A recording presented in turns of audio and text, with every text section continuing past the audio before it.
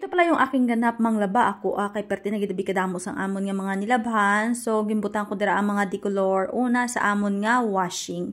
Ang amon abi nga mga lago nga puti, gamay pa lang. So ginuna ko anay ang mga dicolor. So mabutang ako diri sang liquid nga detergent kag of course ang balsam para sa nilabhan. Tungod og to naman, so maluto ako sang amon nga panyaga. Kag ari gali may ari ako diri nga isda.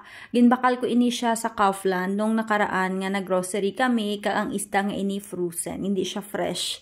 Kay wala man kami abi kakadto dito sa may market mo. Kung makakadto kami sa market, amo lang na nga makabakal kami sa mga fresh nga isda. Kay tungod malamig diri sa amon, kaya napag-isipan ko nga magluto sang sabaw ba.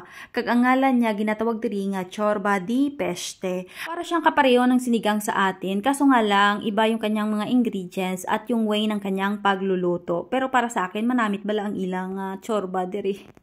Basta patilawon taman kamo ako makapuli ako sa Iloilo kung maglit anay kita Sa mga amon ni abi nga tiyempo diri sa amon, manami gid maghikop sang sabaw kay nagakadula ang kalamigon sang amon nga mga kalawasan diri. Wala ko naging isa-isa dira ang mga ingredients naging panglakot ko sa akon nga lutuon kay sa mga previews ko nga mga vlog, naluto ko na ni siya so kalain mga sulit-suliton Akon abi nga bata mahilig siya magkaon sang isda. May isa ako digli ka klase nga isda pero wala ko balo kung ano ni siya man tabag ako kung tuloy.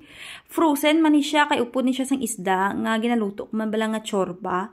Pero ini siya, lutuon ko siya nga prito kay naga-crave ako sa prito nga isda. Tapos partneran ko siya sang banana ketchup nga ginbakal na ako dito sa may Asian store.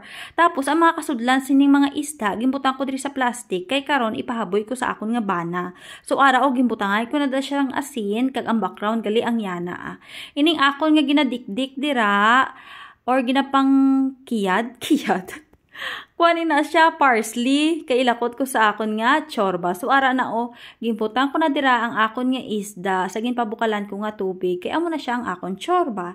Tapos amo naman na siya ang akon nga isda nga ginpritoen. Charan o di ba kadasig lang luto na dayon ang akon nga ginprito nga isda Tapos ari naman ang akon nga chorba nga isda. Dasig malang siya lutuon kag makahigop naging man sang mainit-init nga sabaw ang akon nga mag-amay.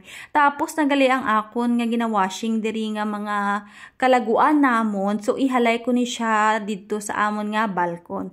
Pero hindi ko lang siya ilalagay sa may labas ng bintana kasi grabe talaga ang lamig. Naga-freeze ang akon nga kamot kag basi karon malipatan ko kuha sang akon nga gipanghalay sagwa kay malakat ako dabi. Subong dabi ang schedule ng Yana para sa kanyang vaccine ba sa kanyang 1-year-old. So kami lang dalawa ang pupunta doon kay Tita Do kasi yung aming tatay is my work.